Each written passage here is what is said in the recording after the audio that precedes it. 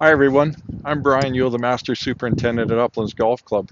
Today I'd like to talk about a new option that we have here in British Columbia, and that's the use of the Dryject Aerator. We traditionally have used aeration tines from a wide variety like this 3/8 tine that goes down approximately 3 inches, but over the years of this type of aeration you get a compaction layer at the bottom.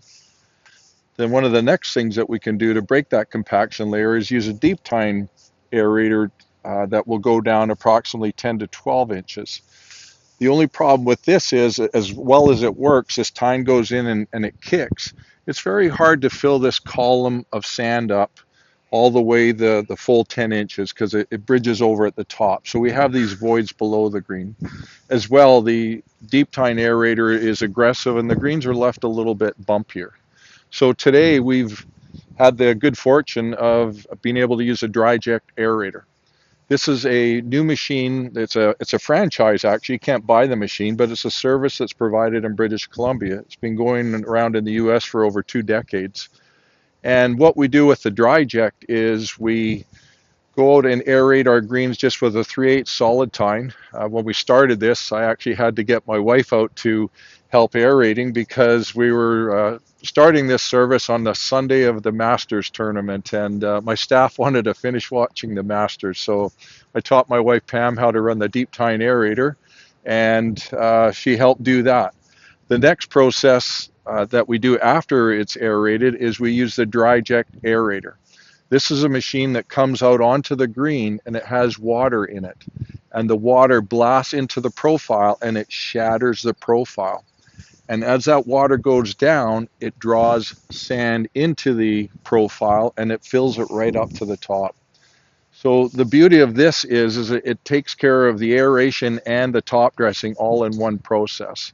And also it goes a lot deeper than the traditional 3 to 4 inches of a greens aerator. So what the machine does is it goes across the green, and then you have staff that use buckets of sand and they fill up the hopper, and it's just a continuing process.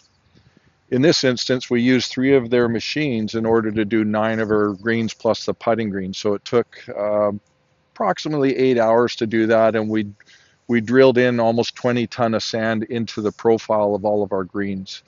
So as we're drilling in this sand and filling up the buckets, the Dryject water column will go down and it'll blast a hole about 8 inches. But one of the beauties of the machine is if it hits any hard profile, you can see when the aerator is actually running on the surface. If the surface gets a little bit mucky, that means the water is hitting in and it starts to splash up and it's not going all the way through. So over a couple years of this type of process, you can break through that. But a successful Dryject tine hole will be approximately 8 inches, and then the sand goes down and it fills up the column. So after the Dryject is done, then we do a light top dressing on the greens with our spreader. We wait for the sand to dry a little bit, and then we use a drag mat to drag the sand in. We do that in 2 or 3 different directions. And then one of the final things that we do is we will put some fertilizer on the green. In this case, it was just a 888, which would help just get some growth so it would fill in the holes. So this is a really nice new process that's available. A lot of golf courses on Vancouver Island have embraced this, and we're really excited to see the results, especially in the wintertime. We're going to be bringing this service back in the end of September after our PGA Tour event, and we'd like to have some nice deep holes so the golf greens will drain better and better playing conditions for our golfers.